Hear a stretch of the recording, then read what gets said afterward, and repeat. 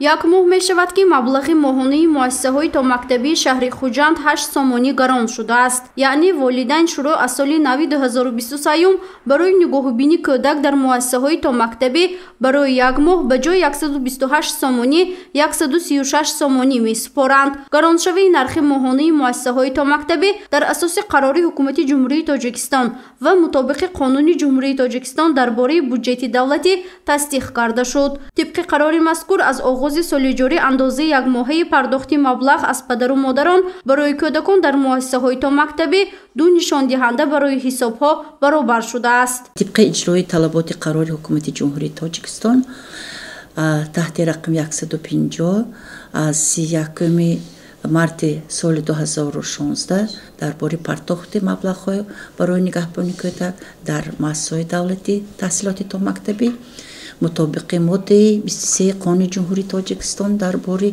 بودجه دولتی جمهوری تاجیکستان برای 2023 دو نشانی اقل این 136 سامانی معین کرده شده است.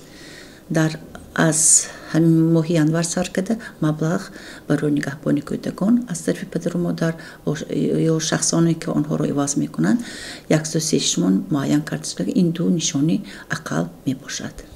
حالا دستورالعمل قرار مذکور به راهبران همه مؤسسه‌های تا مکتبی دسترس کرده شده است تا والدین از گران شدن نرخ ماهانه کودکستان‌ها و بلند شدن نشان دهنده آگاه باشند. بنا به اطلاع مدیر مؤسسه تحصیلات تا مکتبی رقم 36 مدینه سلیمه و پرداخت ماهانه برای نگاهبانی کودک در ماه ینور سال جاری طبق نرخنامه نو جمع آوری کرده شد. نشان دهنده برای حساب ها 68 سامانی معین گردید. این زیاد شوی نشان دهنده می باشد. این در اساس قانون جمهوری تاجیکستان که این را خودی و حکومت جمهوری تاجیکستان تصدیق کرده است برای همین زیاد گردید. آن والدانی که نفهمیده نزد ما آمدن ما این را البته فهمانیده در اساس قانون جمهوری تاجیکستان در اساس فرمایش شعبه معارف شهر خوجند و فرمان داخلی مؤسسوی همه این را ما به والدان فهمانده دادیم. گرانشوی ماهانه مؤسسه‌های تا مکتبی تنها در شهر خوجند نبوده بلکه در تمام کودکستان‌های حدودی ولایت به نظر می رسد. نرخنامه نو برای پرداخت ماهانه نگاهبینی کودک در کودکستان‌های شهر و نواحی ولایت گوناگون بوده از 1 تا 2 نشان دهنده برای حساب‌ها معین کرده شده است. حالا در مقیاس ولایت نزدیک 300 مؤسسه‌های تا مکتبی فعالیت می‌برند که در آنها زیاد از 40,000 کودکان به تعلیم و تربیت فرا گرفته شدند.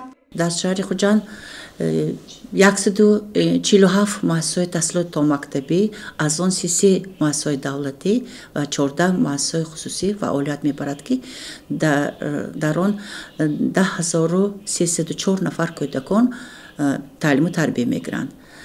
گرانشوی نرخ ماهانه مؤسسه‌های تا مکتبی دوام 2-3 سال اخیر همه ساله به نظر می رسد.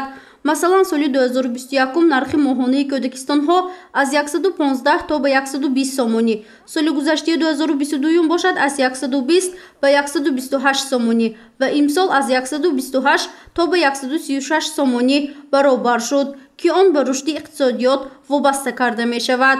گزارش فرزانه شمسی و نسیم رحیمов برای برنامه تلویزیونی خبر.